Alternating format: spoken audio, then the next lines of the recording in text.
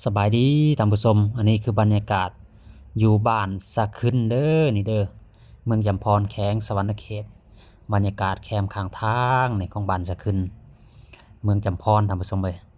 นี่ทงไห้ทงนากำลังเขียวทางนี้ดินดำน้ำสุ่มทางเมืองจำพรนี่เพราะว่าฝนตกแน่แล้วก็อยู่ใกล้ทะเลสาบแน่บรรยากาศก็เลยดีดีทงไห้ทงนากันเบิ่งฮะ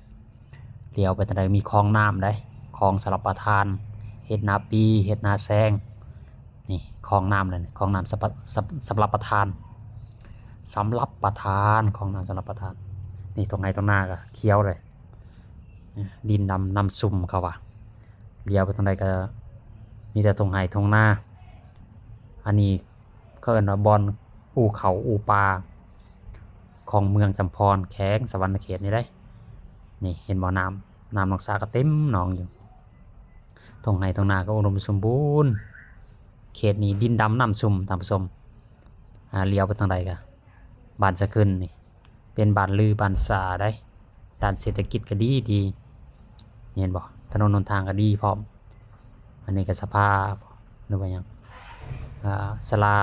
ห้องหมอบ้านห้องหมอหยังของเมืองจำพรนี่แหละบ้านสะขึ้นนี่เศรษฐกิจนี่ดียอมรับเลยเศรษฐกิจเดียวไปก็โอ้ยหันค้าหันขายก็หลายนี่ขายเครื่องอยู่เต็มอยู่ตรงไหนตรงหน้าก็ไทยให้ไทยนาเศรษฐกิจก็ดีไปมาก็สะดวกสบายบ้านจะขึ้นเขตนี้บ้านจะขึ้นเพราะว่าใกล้ซุยได้ท่านผู้ชมหาอยู่หากินก็สะดวกสบายมีซุยปูปลาหน้าน้ำกับอึดบ่ยากให้นาสวนตะกร้าก็เต็มไปด้วยปูปลาหน้าน้ำเพราะว่าน้ำนี้ยามแล้งกับปูปลาหน้าน้ำก็อยู่นั่นเป็นอ่างปูอ่างปลาแหละตกมายามนี้ก็เฮ็ดไร่เฮ็ดนายามฝนบรรยากาศก็ดีสมชื่นมื้อนี้ก็บดแน่บรรยากาศก็บดประชาชนก็ออกไร่ออกนาได้ยามนี้นอนไร่นอนนานี่หัวสวนก็เต็มไปด้วยต้นไม้กินหมากนี่ตรงไหนตรงนาก็สุดแสงหูสุดลูกหูลูกตาครับว่าบ้านจะขึ้นเด้อท่านผู้ชมเด้อมาเที่ยวมาชมได้มาเบิ่งบรรยากาศร่มรื่นเลี้ยวไปทางใดก็สบายหูสบายตาให้ผู้ชมได้เบิ่งนำกันสายทางนี่สายทางของบ้านสะขึ้นเศรษฐกิจก็ดีพ่อแม่ประชาชนก็มีอยู่มีกินเรือนสานบ้านแป้นก็เต็มไปด้วยปูปลานาน้ำนี่แหละท่านผู้ชมบ้านสะขึ้นพอได้มีเวลาก็มาเบิ่งมาเที่ยวมาชมได้บ้านสะขึ้นอู่เขาอู่ปลาไทยอู่ปลานาน้ำเต็มอยู่เศรษฐกิจเขตนี่โอ้ยอุดมสมบูรณ์พอได้มาอยู่มาเซาก็พอได้อยู่ได้กินปูปลานาน้ำท่านผู้ชมบ้านสะขึ้นนี่เที่ยวเบิ่งบรรยากาศหนทางไปทางบ่อหินก้าวนี่แหละท่านผู้ชมถ้าว่ามาทางเชโนทางดงเห็นก็มาทางบ่อหินก้าวได้ปูปลาหน้าน้ำก็หลายทางบ่อหินก้าวนี่มาทางนี้ก็บ่อหินก้าวก็เป็นบ้านเศรษฐกิจเด้บ่อยเศรษฐกิจหลายบ่อหินกอกหินก้าวท่านผู้ชมเลยบ่อหินก้าวดงลิงทางนี้ถ้ามาทางนี้ก็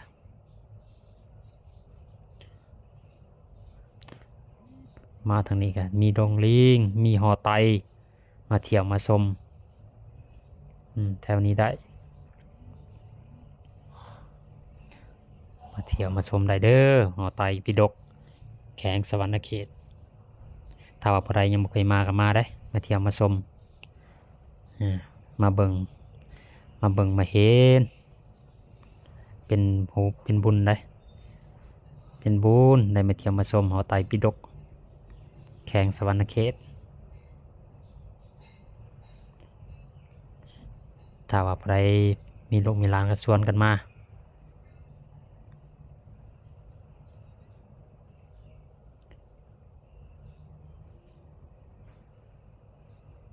บรรยากาศหาชมได้ยากบ่อนเที่ยวก็หลายมาแล้วก็มาแวะซุยน้ำมากินข้าวกินน้ำแล้วก็มาเที่ยวเลยมาเที่ยวมาชมเลยสถานที่ต่างๆที่หาชมได้ยาก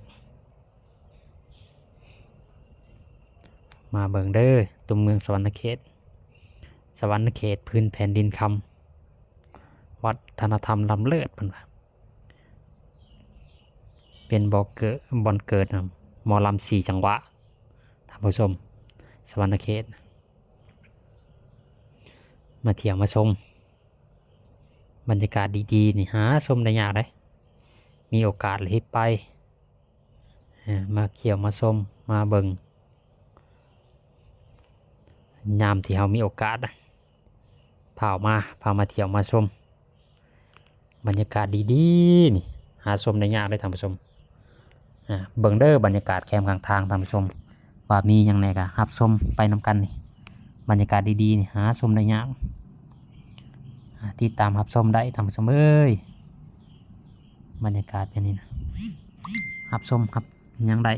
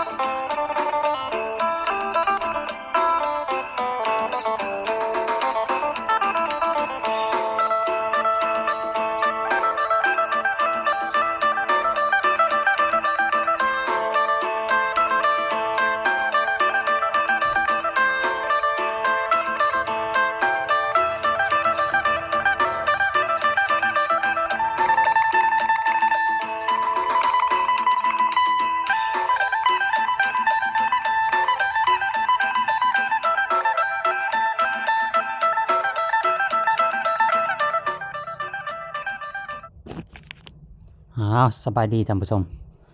บรรยากาศแคมป์ข้างทางก็สิประมาณนี้แหละท่านผู้ชมที่ได้รับชมอยู่ในขณะนี้ก็ขอขอบอกขอบใจเด้อที่เฮาเบิ่งนำที่ได้รับชมนำบรรยากาศสายทางนะอันนี้ก็คือฮอดบ้านบ่อหินกาวแล้วได้ท่านผู้ชมนี่มันเข้าเขตบ่อหินกาวแล้วนี่ที่เฮาแนมเห็นอยู่ในขณะนี้เรือนของประชาชนก็ปลูกใหม่ท่านผู้ชมเขาออกมาสายทางแล้วแต่เมื่อก่อนนี่โอ้อยู่ในพุ่นได้บ้านเขานี่อยู่ในพุ่นไผก็บ่ออกมาเพราะว่ามาปัจจุบันนี่ไผก็ออกมาสายทางแล้วท่านผู้ชมคือท่านผู้ชมเห็นในขณะนี้เลยแหละเรือนชานบ้านแป้งก็หลายเข้าไปแต่เก่าเป็นป่าดงดิบท่านผู้ชมมามื้อนี้เนาะที่เราเห็นอยู่นี่นะคือออกมาประมาณ 2-3 ปีนี่แหละ